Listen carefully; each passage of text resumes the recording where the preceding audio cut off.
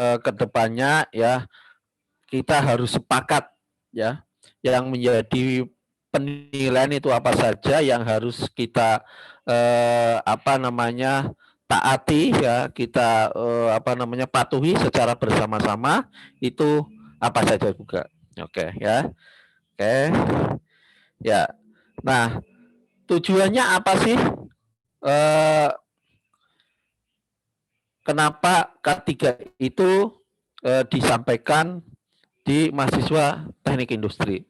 Nah, mungkin bagi teman-teman di kelas sore atau kelas mitra yang sudah bekerja ya, karena memang kebanyakan ya 95% sudah bekerja ya. Nah, bagi yang belum bekerja itu apa? Supaya membuka wawasan ya bagi mahasiswa, terutama mahasiswa reguler karena kebanyakan belum kerja ya. Kalau sudah ya tinggal merefresh ya, mereview kembali ya, apa sih maksudnya K3 itu. Jadi sekali lagi bahwa tujuannya adalah membuka wawasan tentang arti pentingnya K3 dalam perusahaan. Ya, seberapa pentingkah K3 tersebut? Kemudian kalau misalkan terjadi kecelakaan kerja, ya, itu bagaimana penanganannya? Supaya tidak terjadi kecelakaan kerja, apa yang harus dilakukan? Ya, mengetahui tata cara penanggulangan kecelakaan kerja serta apa? Serta manajemen resiko di bidang K3 ya. Itu. Oke, saya lanjutkan. Ya, itu sekali lagi tujuan dari kenapa K3 itu ada di mata kuliah teknik industri. Kurikulum yang terbaru sudah disepakati bahwa K3 itu menjadi kurikulum inti, mata kuliah wajib. Kalau yang kemarin-kemarin itu memang belum ya. Tapi sekarang BKSTI, Badan Koordinasi Penyelenggara Program Studi Teknik Industri, itu sudah sepakat bahwa memang K3 itu menjadi mata kuliah wajib. Kalau kemarin tidak. Ya, sekali lagi, kalau kemarin-kemarin itu tidak. K3 itu ya tergantung institusinya, tergantung universitasnya, tergantung prodinya. Perlu tidak ya, tapi sekarang sudah memang menjadi kurikulum inti ya. Jadi mau tidak mau ya harus ada ya teknik industri dimanapun itu wajib ya. Kalau kemarin kan tidak ya, tidak semuanya ya. Mungkin ada mata kuliah pilihan, ada mata kuliah konsentrasi kalau ngambil TA-nya tentang safety ya baru disampaikan. Tapi kalau mulai sekarang kurikulum yang terbaru itu bahwa K3 itu wajib ya diambil. Oke. Ya, kemudian isi materinya ya. Materinya apa saja? Jadi saya juga tidak banyak ya yang akan saya share ke jenengan semuanya. Ada 3 kurang lebih. Yang pertama adalah saya akan berbicara mengenalkan bagaimana sejarah perkembangan K3. Dimulai dari yang paling awal sampai sekarang itu seperti apa. Ya. Di samping ada tujuan K3, prinsip dasar pencegahan, serta analisa kecelakaan kerja. Nah, itu yang pertama. Kemudian yang kedua, isi materi yang kedua adalah kalau misalkan terjadi kecelakaan kerja, ya, tata cara pelaporannya itu seperti apa? Ya, karena tidak sembarangan ya, ada peraturannya ya. Kalau misalkan terjadi kecelakaan, peledakan, kebakaran itu lapornya bagaimana? Ya. Nah, ini terkait dengan statistik kecelakaan kerja juga ya. Kemudian yang ketiga, ya materi yang saya share ke jenengan semuanya adalah keselamatan kerja di berbagai bidang ya dan manajemen risiko di bidang K3. Jadi untuk Anda semuanya yang mahasiswa teknik industri akan saya perkenalkan K3 di berbagai bidang, salah satunya adalah bidang hygiene ya, higien ya, karena itu dekat dengan K3 ya. Ya, kemudian mungkin yang umum adalah listrik, mungkin akan saya sampaikan. Kemudian kebakaran ya, karena ini menjadi umum ya, dimanapun itu, di kapanpun itu bisa terjadi peristiwa kebakaran. Listrik ya, walaupun kita orang teknik industri, tidak hanya elektro, itu kita wajib tahu ya. Kemudian tentunya kita sebagai insan teknik industri harus tahu juga masalah hygiene ya, atau lingkungan ya, lingkungan kerja kita ya, lingkungan kesehatan kita ya, di bidang K3 itu bagaimana. Jadi kira-kira itu sangat simpel, hanya 3 saja ya, dari pertemuan pertama sampai pertemuan yang ke-12 insya Allah ya, jadi tidak banyak-banyak ya itu. Oke, saya lanjutkan ya. Nah, kemudian aturan mainnya ya, yang perlu kita sepakati, namanya juga kontrak kuliah ya. Ya, yaitu yang berikutnya adalah kontrak kuliah ini ya, dilakukan kegiatan belajar interaktif ya di kelas ya. Kemudian ada mungkin tugas ya. Ya, kemudian diskusi dan mungkin juga bisa saja ntar saya ingin Anda itu presentasi ya, pengalaman di perusahaan yang jenengan ya, tempat jenengan kerja sekarang itu seperti apa pelaksanaan K3. Mungkin bisa seperti itu. Tapi yang jelas kita akan diskusi interaktif ya, lewat seperti ini, perkuliahan secara langsung ya gitu. Kemudian yang berikutnya adalah harus mengikuti evaluasi terstruktur yang diselenggarakan oleh FTI. Ya, ada ujian tengah semester, ada ujian akhir semester, ya, sesuai dengan yang diselenggarakan atau dijadwalkan oleh fakultas. Ya, itu wajib. Ya, tidak boleh tidak. Ya, pokoknya harus wajib ya, ikut ya. Kalau tidak tentunya konsekuensinya nilainya tidak bisa maksimal atau jelek lah gitu. Kemudian tugas ya, setiap mata kuliah yang saya berikan itu pasti memberikan porsi yang cukup besar pada tugas. Maka pesan saya jangan sekali-kali meremehkan tugas yang diberikan oleh saya karena memang cukup besar ya nilainya. Ya. Kemudian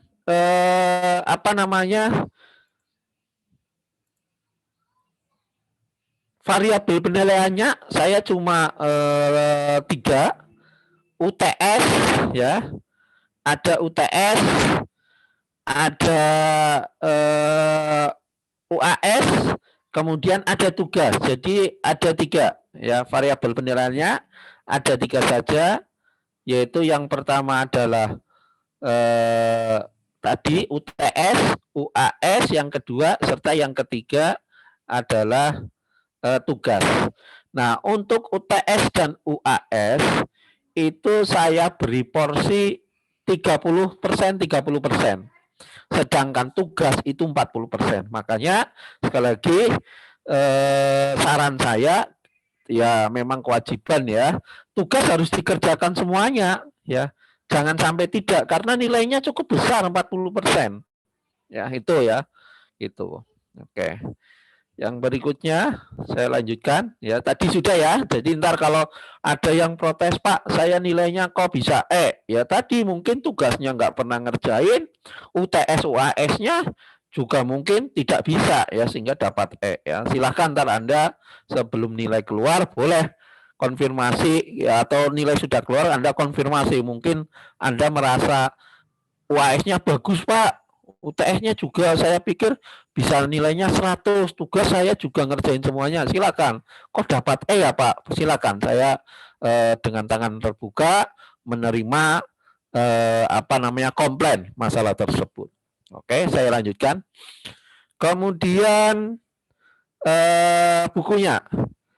Buku yang saya jadikan acuan ya, itu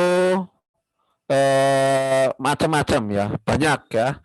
Ada Handbook of System and Product Safety ya. Kemudian himpunan peraturan ini berkembang terus ya, tidak hanya tahun 2004 ya. Sekali lagi ya, ini berkembang terus ya.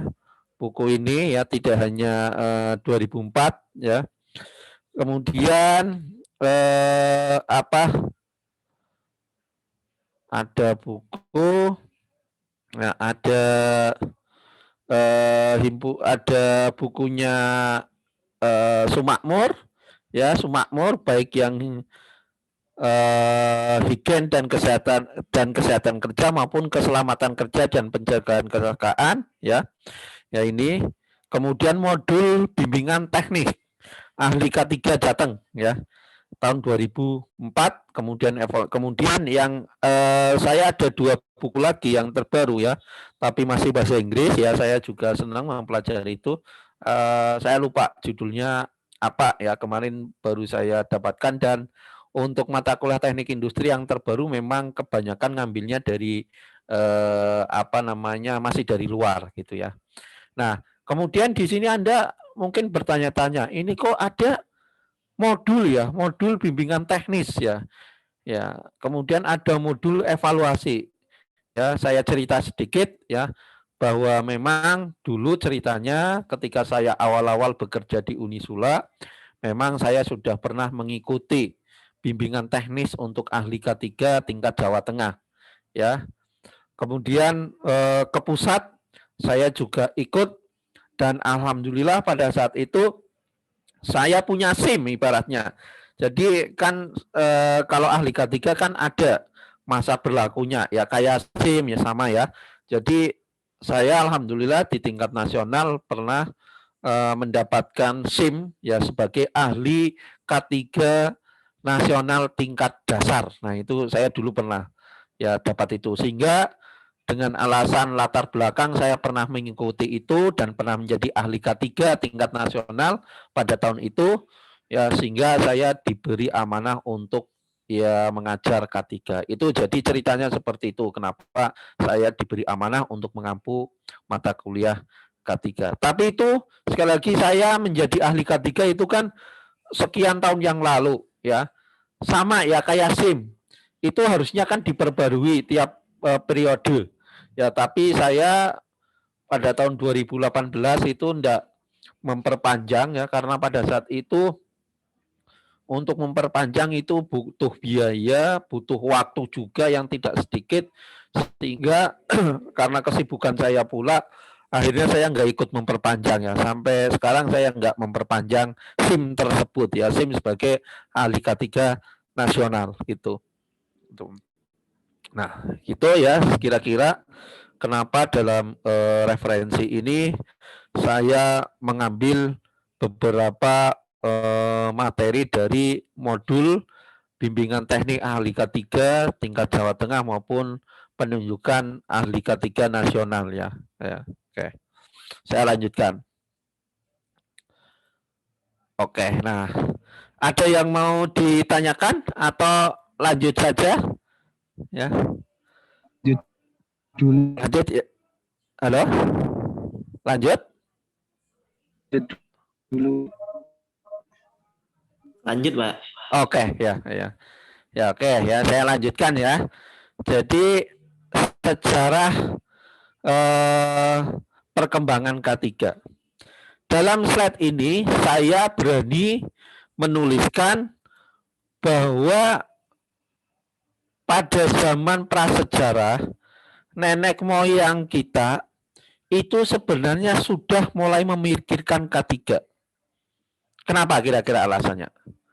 Ya, ada yang bisa jawab? Monggo silahkan, kita diskusi ya, interaktif. Ya, kenapa kira-kira? Ya, kok saya berani menuliskan sebenarnya pada masa zaman prasejarah kalau nggak salah kan dalam IPS dulu saya mendapatkan mata pelajaran IPS ya, ilmu pengetahuan sosial, bahwa zaman prasejarah kurang lebih definisinya apa? Zaman manusia belum mengenal tulisan, lambang, ya simbol. Itu kira-kira definisi zaman prasejarah. Zaman prasejarah itu sendiri kalau nggak salah, kalau secara konvensional dibagi menjadi 3. Ada zaman batu, ada zaman Mesolitikum, kemudian Neolitikum. Jadi ada Paleolitikum, Mesolitikum, dan Neolitikum. Ya, jadi itu zaman nenek moyang kita belum mengenal sejarah atau belum mengenal tulisan. Nah, kenapa nenek moyang kita yang notabene itu belum mengenal tulisan, ya, belum mengenal sejarah, kok sudah memikirkan K3? Buktinya apa? Ya ini yang saya tulis. Yang pertama adalah dengan ditemukannya alat-alat berburu, ya, alat-alat berburu. Loh kok bisa? Iya. Jadi zaman dulu itu alat berburu itu di samping berfungsi untuk ya tadi mencari makanan, ya. Misalkan kalau hewan ya mencari daging ya, diburu kan. Kemudian alat-alat bercocok tanam gitu. Nah, itu di samping itu juga adalah sebagai alat mempertahankan diri. Ya alat berburu karena pada saat itu zaman nenek moyang kita hidup itu hewannya besar-besar, buas. Maka ada istilah kalau saya tidak membunuh binatang tersebut, maka saya yang akan diburu oleh binatang atau dibunuh oleh binatang tersebut. Maka salah satu jalannya adalah atau jalan satu-satunya adalah harus memburu dengan menggunakan alat berburu. Kenapa? Karena manusia purba itu ya butuh makan dengan cara apa? Dengan cara berburu. Ya, kalau tidak, malahan mereka yang akan memburu manusia purba. Ya, sehingga dengan adanya seperti itu, maka oh iya, nenek moyang kita sebenarnya sudah ada usaha untuk selamat dari binatang buas. Ya, misalnya juga selain ada alat-alat berburu, ada alat-alat bercocok tanam, juga ada namanya pakaian dari kulit binatang yang telah diburu itu tadi. Berarti ada usaha supaya badannya itu tetap sehat, ya tetap anget ya. Pada saat itu kan ada musimnya yang tidak menentu ya, kadang-kadang dingin banget. Nah, berarti salah satu upaya untuk melindungi adalah tadi dengan membuat selimut dari kulit binatang. Berarti itu kan ada upaya nih. Kemudian ya nenek moyang kita juga sudah berusaha apa? Membuat semacam atau tinggal di gua-gua. Ya artinya apa? Artinya nenek moyang kita itu sudah ada usaha, manusia purba sudah ada usaha bagaimana supaya tidak kehujanan, supaya tidak kepanasan. Akhirnya mereka hidup di gua atau membangun sebuah bangunan atau gua-gua atau terowongan. Nah, itu bukti bahwa nenek moyang kita pun sebelum mengenal tulisan sudah ada ya upaya untuk tadi selamat, sehat, aman. Nah, itu tadi selamat, sehat, aman itu kan konsep dari K3 ya, gitu ya. Jadi mudah ya. Kemudian yang berikutnya adalah ketika pada saat bangsa Babilonia ya. Babilonia itu dulu hidupnya di Irak kan, sekarang negaranya negara Irak ya. Itu pada saat dinasti atau raja Sumeria ya, kerajaan Sumeria. Nah, kenapa ya dikatakan bahwa bangsa Babilonia itu sudah ada upaya ya untuk mempraktekkan K3. Kenapa? Salah satunya adalah dengan ditemukannya sarung kapak. Ya, sarung kapak ya, saluran air atau sanitasi atau got. Nah, itu kan berarti bukti bahwa nenek moyang bangsa Irak itu sudah mulai memikirkan supaya ada saluran air ya, buangan air itu bagaimana. Itu kan sudah memikirkan sarung kapak. Nah, itu supaya ketika memakai kapak itu tidak tangannya lecet apalagi yang perempuan, kalau lecet sedikit itu wah bahaya gitu kan. Nah, ini sudah ditemukan itu, artinya memang sudah memikirkan itu. Kemudian yang berikutnya, pada zaman Babilonia lama juga, ya, pada kala itu hidup seorang raja yang namanya Raja Hammurabi, ya, pada tahun 1700 1700 sebelum Masehi. Ya, sebelum Masehi 1700. Berarti berapa tahun dari sekarang? Ya, berarti 1700 ditambah sekarang 2021. Berarti berapa tahun tuh jaraknya dari sekarang? Karena sebelum ya, SM itu kan sebelum. Yang itu. Nah, apa sih yang penting ya, apa yang dicatat kegiatan K3 pada saat Raja Hammurabi? Nah, pada saat Raja Hammurabi itu hidup, dia membuat suatu peraturan yang kurang lebihnya kalau dibahasakan menjadi bahasa yang sekarang itu kurang lebihnya begini, bahasa populernya. Apabila ada seorang kontraktor membuat bangunan, kemudian bangunan tersebut yang menimbulkan kecelakaan bagi penghuninya, maka maka apa? Maka kontraktor tersebut akan dikenai sanksi atau dihukum.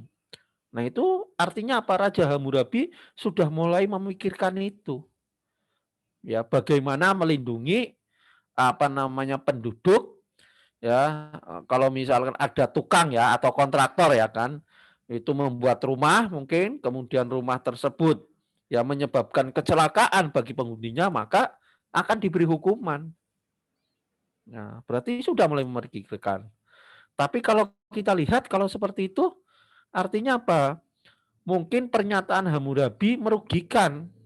Kenapa? Karena tidak melihat apakah kerusakan bangunan tersebut disebabkan oleh penghuni ataukah oleh kontraktor atau tukang bangunan tersebut.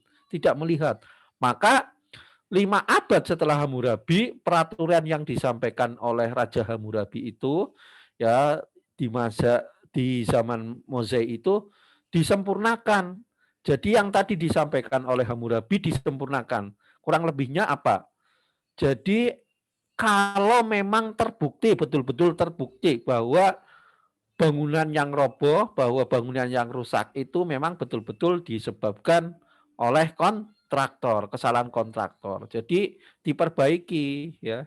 Kalau yang tadi Hammurabi itu semuanya dipukul rata. Kalau bangunannya rusak menyebabkan kecelakaan, ya kontraktornya yang dicekel atau tukang bangunannya yang dipegang. Tapi zaman Mose diperbaiki supaya tidak merugikan kontraktor ya, karena yang namanya kerusakan bangunan roboh itu belum tentu disebabkan oleh kontraktornya ya yang nakal ya gitu.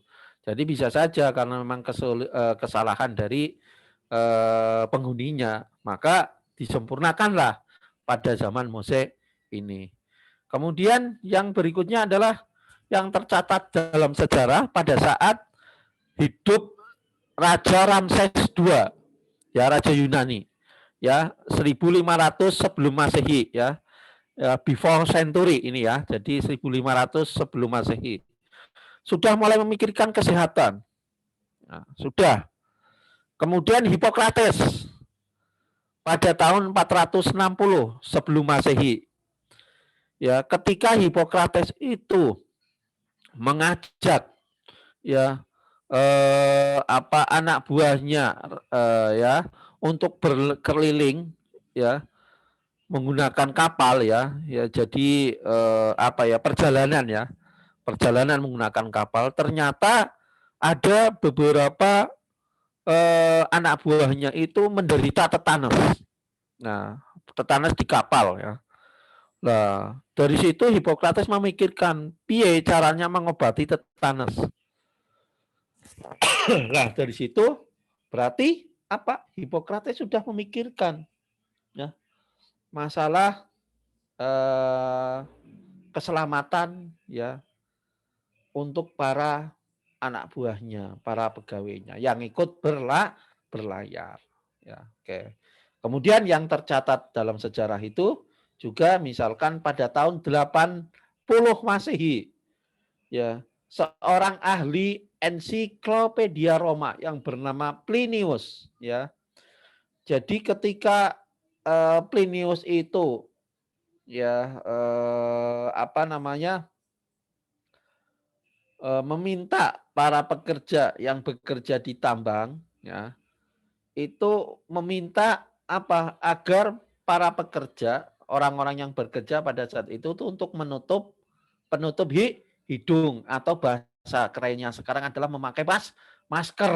Ya, itu sudah dipikirkan oleh Plinius ya, supaya ya pernafasan paru-paru ya apa namanya sedikit ya walaupun tidak menjamin ya, tapi sedikit untuk mencegah adanya penyakit pernafasan. Itu sudah dipikirkan oleh Plinius pada tahun 80 Masehi. Kemudian ada Domenico Fontana ya, ketika membangun sebuah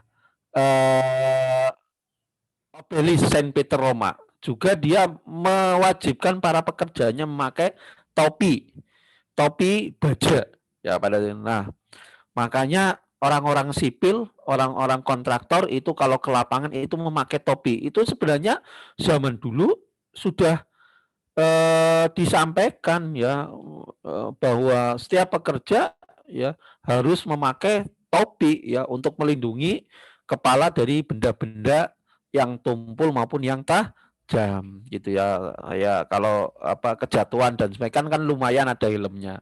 Maka sekarang itu orang-orang sipil, orang-orang kontraktor itu ya pakai helm. Nah, ada sejarahnya di situ.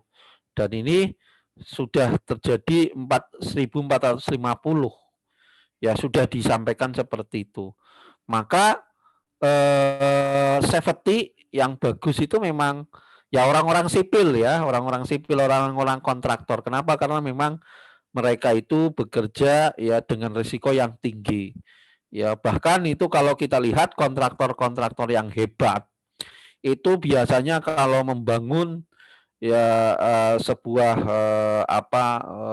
bangunan itu pasti akan ditutupi ya supaya tidak mengenai orang lain ya. Kemudian ditulisi ya biasanya utamakan selamat ya dan sholawat atau apa. Nah, itu tujuannya untuk itu.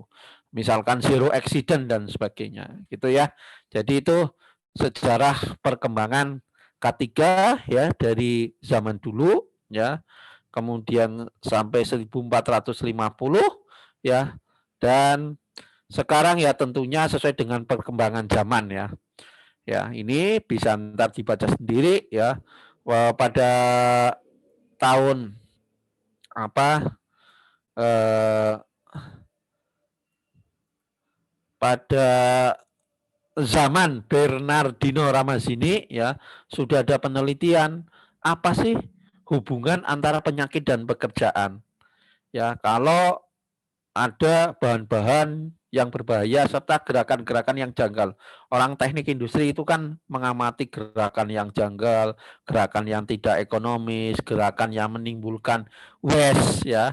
Itu kan di ilmu ergonomi kan ada ya. Itu sudah dilakukan pada zaman dulu ini ya oleh Bernardino Ramazzini.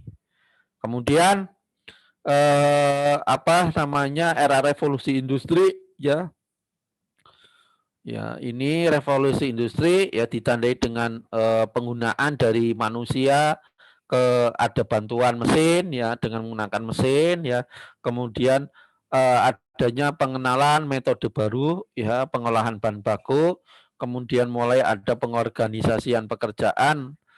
Sebagai efek sampingnya itu muncul apa namanya penyakit-penyakit, muncul kecelakaan kerja ya. Kenapa? Karena orang pada saat itu terlalu semangat untuk bekerja sehingga kadang-kadang masalah aspek kesehatan itu, aspek keselamatan tidak begitu diperhatikan sehingga muncul ini ya penyakit ya kecelakaan yang disebabkan oleh pekerjaan. Nah, itu seperti itu. Kemudian sekarang ya, kemudian era manajemen ya teori domino oleh Hendrich ya, Bud and German, kemudian ada ISO, SMK 3 ya. Kalau di Indonesia ada ISO, kemudian ada di Australia ya, ada di New Zealandia Baru ya, ANZ dan sebagainya ya. Ya itu. Dan lain-lain ya gitu ya. Jadi ini kan mengikuti perkembangan ya yang sekarang. Oke. Nah, kemudian apa? Dari awal perkembangan K3 ke sekarang, ya, apa yang perlu kita catat? Yang pertama adalah masalah perkembangan safety engineering dan ergonomik. Jadi keselamatan dan keselamatan itu sudah menjadi teknik ya, teknik keamanan, safety engineering dan ergonomik. Ya perlu dibahas ya. Jadi kalau dulu kan ya hanya bahasanya sepotong-sepotong pekerja yang perlu, sekarang enggak boleh, enggak bisa. Bahkan ada ilmu tentang rekayasa safety ya, atau safety engineering. Bahkan ada ilmu ergonomi yang membahas masalah keamanan, kenyamanan manusia ya dalam bekerja ya dengan batasan-batasan manusia ya.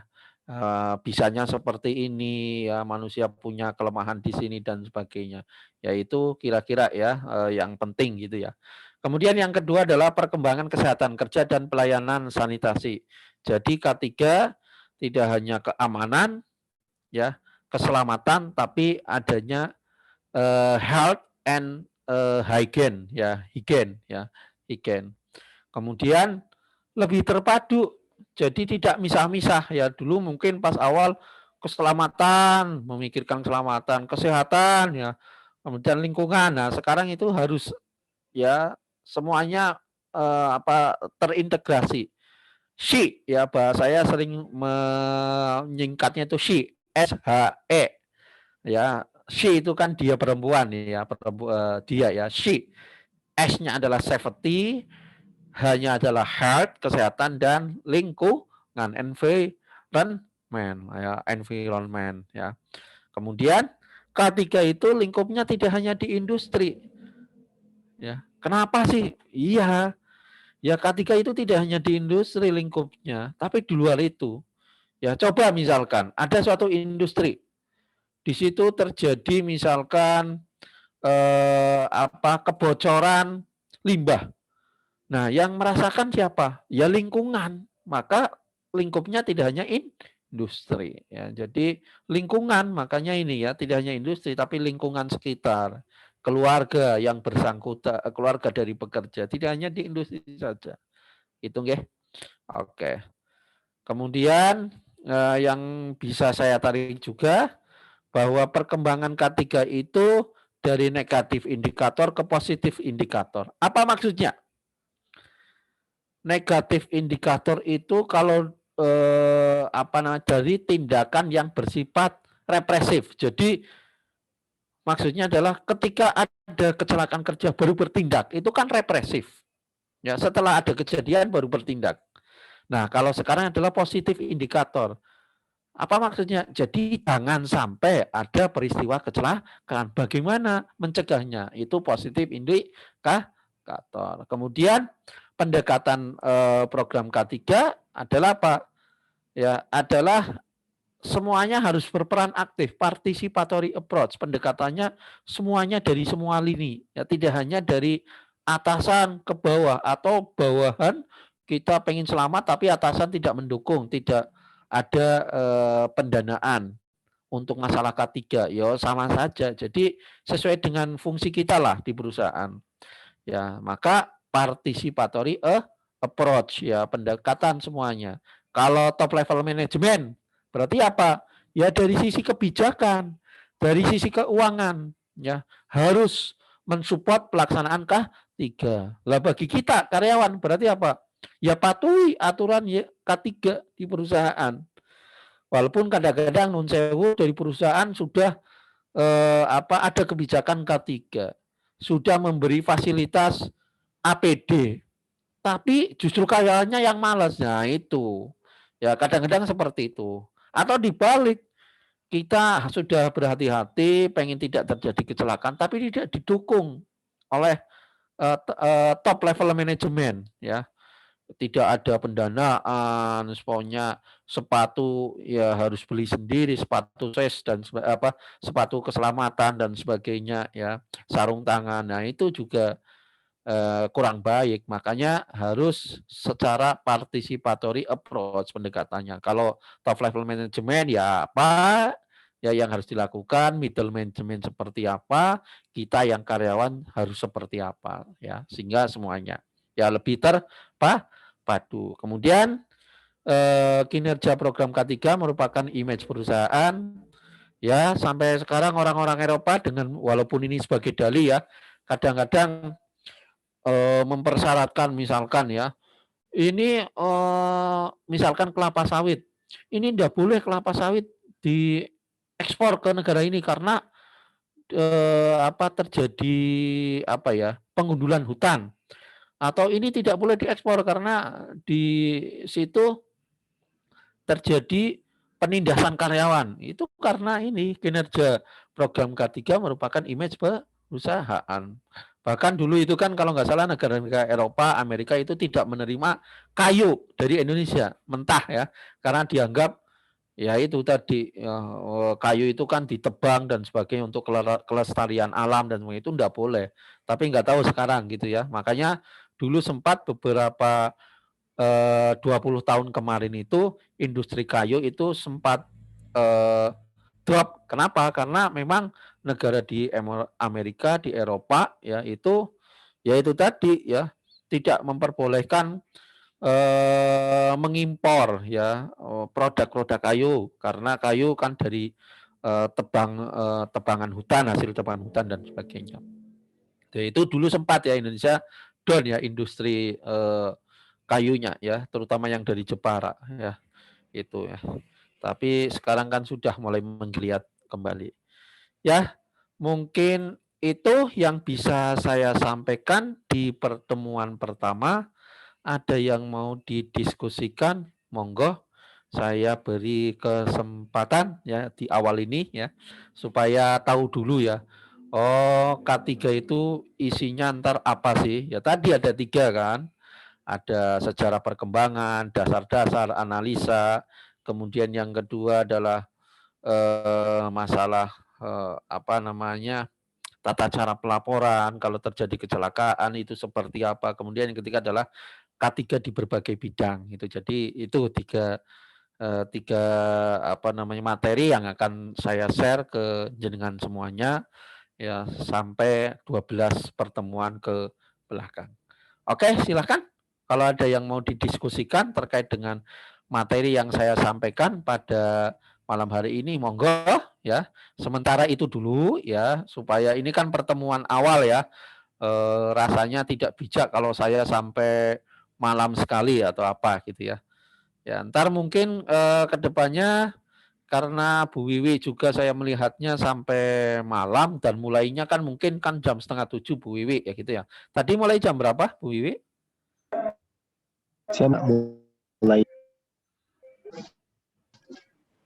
6:30. Iya, 6:30 otomatis kan saya harus mundur gitu kan.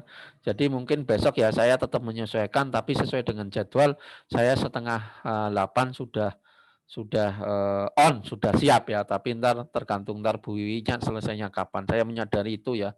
Karena memang kalau 6:30 ya mungkin Bu Wiwi dan teman-teman mahasiswa kan memberikan kesempatan untuk beribadah sholat maghrib ya. Gitu. Oke, mungkin itu saja diskusi kita ya materi yang saya sampaikan pada malam hari ini ya. Kalau tidak ada pertanyaan saya akhiri dulu ya, ntar kalau boleh ya ntar japri dan sebagainya. Mohon dibuatkan grup mata kuliah K3 karena tadi saya melihatnya juga ini kok khusus yang non transfer ya, berarti yang dari SMA ya. Jadi tidak bisa dipakai yang kemarin ya. Yang kemarin itu kan yang proses manufaktur itu kan semester 6 semuanya, baik yang transfer atau tidak. Tapi ternyata ini tidak.